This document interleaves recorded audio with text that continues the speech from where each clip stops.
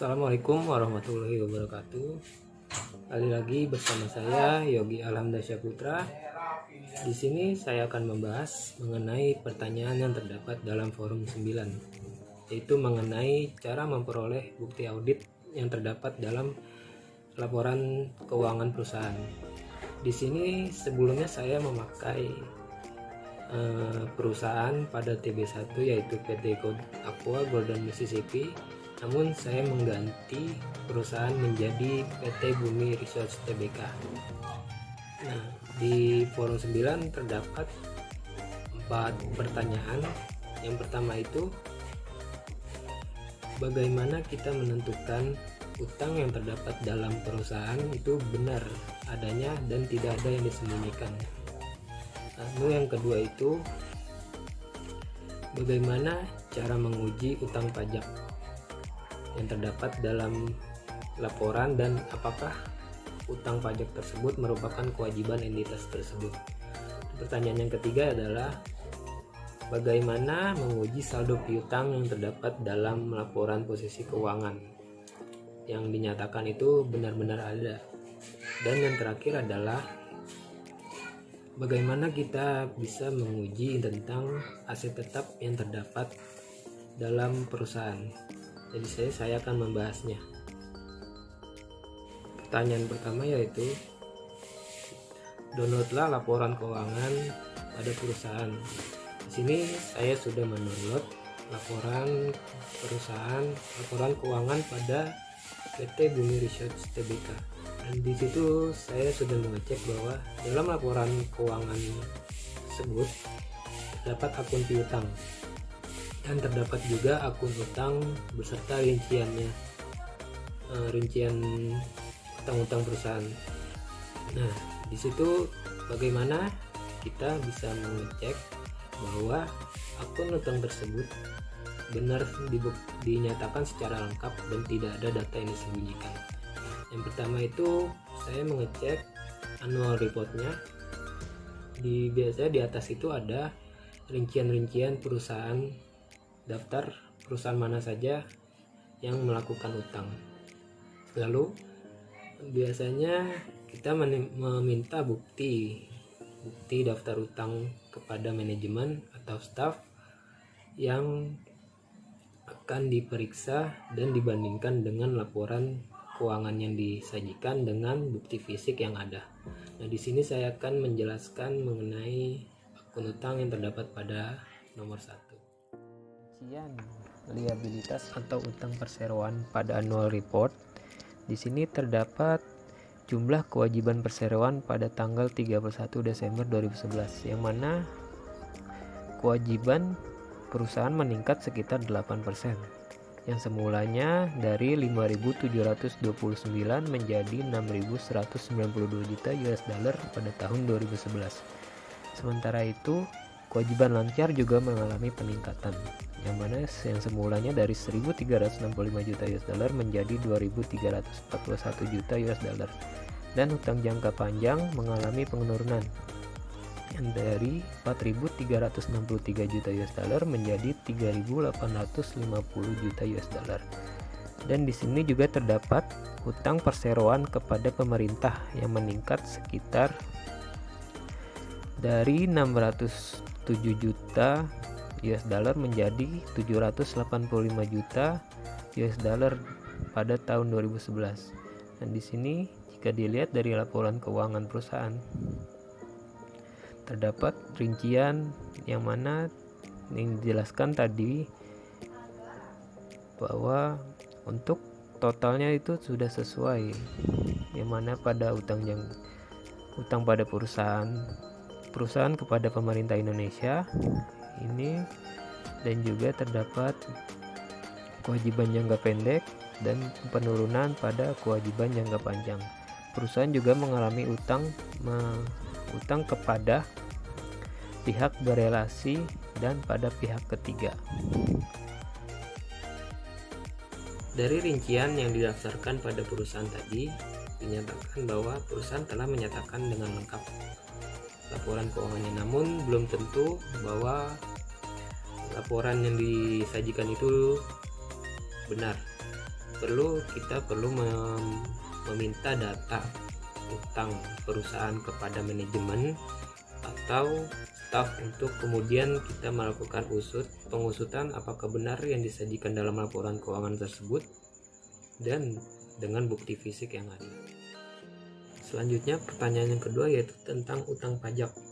Di sini utang pajak yang disajikan pada laporan keuangan apakah benar itu merupakan kewajiban perusahaan. Nah, di sini saya melihat pada annual report 2011 di sini terdapat utang pajak perusahaan mengenai pajak pertambahan nilai, pajak penghasilan yaitu pajak penghasilan karyawan, pajak penghasilan badan dan pajak penghasilan perusahaan di luar negeri yang mana dicantumkan dalam annual report sebagai berikut.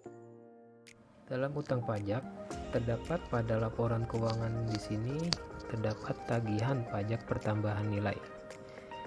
Ini dihitung berdasarkan nilai tukar rupiah yang mana tagihan pajak pertambahan nilai ini merupakan tagihan perusahaan kepada pemerintah Indonesia. Yang mana di sini tagihan pajak pertambahan nilai masukkan PPN yang dibayar oleh PT Kaltim Primakol dan PT Arutmin Indonesia atas pengendalian bersama. Berdasarkan peraturan pemerintah tanggal 22 terdapat ketidakpastian apakah PPN masukan tersebut dapat direstitusi atau dikreditkan ke utang pajak. Nah, di sini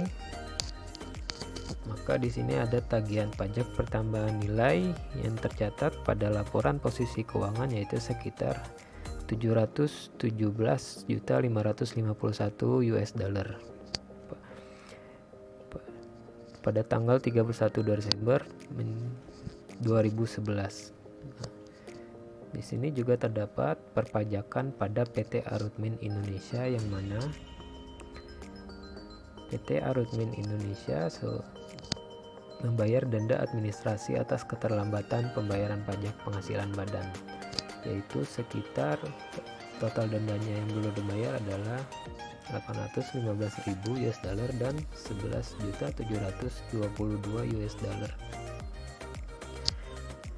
Dan juga terdapat pada bulan Desember keterlambatan pajak penghasilan badan tahunan untuk tahun 2008 sekitar 14.174.000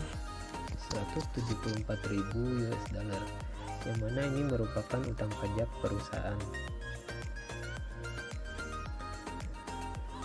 Nah, di sini juga terdapat utang pajak perpajakan pada PT Bumi Research Tbk yang mana terdapat juga yang merupakan di sini ada kewajiban perusahaan atas utang pajak yaitu atas pajak pertambahan nilai, pajak penghasilan yaitu pada pajak penghasilan karyawan, pajak penghasilan dalam negeri, pajak penghasilan atas impor dan pajak penghasilan dalam negeri, dan juga terdapat pajak penghasilan badan.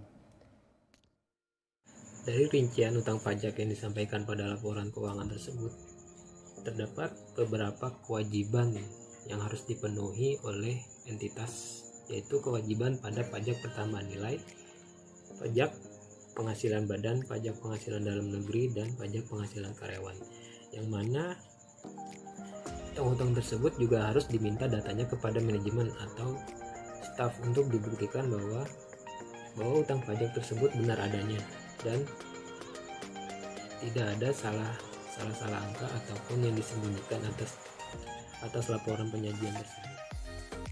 Selanjutnya, pertanyaan yang ketiga itu adalah bagaimana kita bisa menguji bahwa saldo piutang yang terdapat pada laporan keuangan itu benar-benar ada atau eksisten. Nah, di sini kita bisa melihat pada annual report yang mana terdapat rincian piutang yang terdapat pada suatu perusahaan yaitu pada laporan keuangan PT Bumi Research Tbk sebagai berikut. Ya, jika dilihat pada laporan keuangan perusahaan, di sini terdapat piutang usaha yang mana terdapat pihak ketiga, yang mana di sini adalah pelanggan luar negeri yang memakai US dollar. Di sini terdapat banyak sekali pelanggan pada PT Bumi Research Jaya, yang mana di sini adalah piutang yang terdapat pada tahun 2011. Ya, di sini ada Adani Global, Nah, di sini terdapat lebih dari 10 pelanggan yang terdapat pada pelanggan luar negeri yang pada perusahaan PT Bumi Research Tbk, dan di sini juga ada pelanggan dalam negeri yang mana di sini adalah PT Indonesia Power, Indosemen Tunggal Prakasa. Di sini juga terdapat nominal piutang usaha, dan juga di sini ada piutang usaha berdasarkan rupiah. Di sini ada pada perusahaan listrik negara, PT Indonesia Power, dan PT Freeport Indonesia. Berdasarkan pada rincian piutang usaha yang terdapat pada laporan keuangan PT Bumi Research Jaya, yang mana di situ dinyatakan bahwa jumlah piutang itu benar-benar ada pada laporan keuangan. Namun di sini kita juga bisa meminta bukti daftar pelanggan kepada manajemen atau staf untuk kemudian kita melakukan pengusutan kepada pelanggan dengan kita memverifikasi apakah piutang tersebut benar adanya dan setelah sesuai apa yang telah disajikan pada laporan keuangan PT Bumi Research Tbk. Pertanyaan terakhir yaitu bagaimana menguji biaya depresiasi aset pada entitas tersebut. Nah, di sini sebelum mengetahui depresiasi aset, kita meminta daftar aset tetap perusahaan pada manajemen atau staf karyawan untuk kemudian kita melakukan pengusutan. Nah, pengusutan ini kita memakai biasa dalam metode pengusutan itu memakai metode garis lurus. Nah, di sini terdapat pada rincian aset tetap yang dinyatakan pada laporan keuangan perusahaan, yaitu pada penyesuaian aset tetap perusahaan. Di sini terdapat rincian di dalam laporan keuangan PT Bumi Research Tbk, yaitu yang mana biaya perolehan aset tetap disusutkan dengan menggunakan metode garis lurus berdasarkan tafsiran masa manfaat garis lurus, tafsiran masa manfaat ekonomisnya. Manajemen mengestimasi masa manfaat ekonomis aset tetap antara 3-30 tahun. Ini adalah umur yang secara umum diharapkan dalam industri di mana kelompok usaha menjalankan bisnisnya. Perubahan tingkat pemakaian dan perkembangan teknologi serta sisa masa perjanjian karya pengusahaan pertambangan batubara dapat mempengaruhi masa manfaat ekonomis dan nilai sisa aset. Dan karenanya biaya penyusutan masa depan mungkin bisa direvisi. Nah, dari rincian yang terdapat pada laporan keuangan perusahaan tersebut dapat dinyatakan bahwa kita bisa meminta daftar aset tetap yang terdapat pada perusahaan.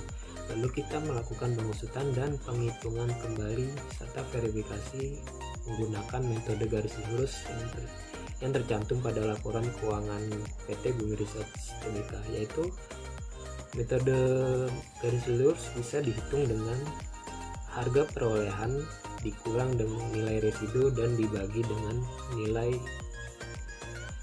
umur aset.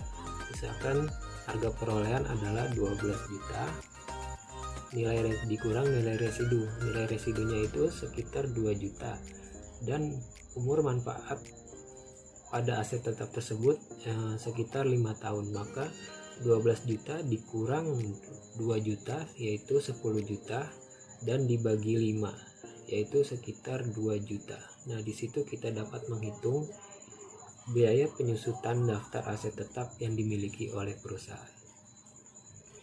Nah, berikut penjelasan mengenai saya yang terdapat pada forum 9. Kurang lebihnya mohon maaf. Wassalamualaikum warahmatullahi wabarakatuh.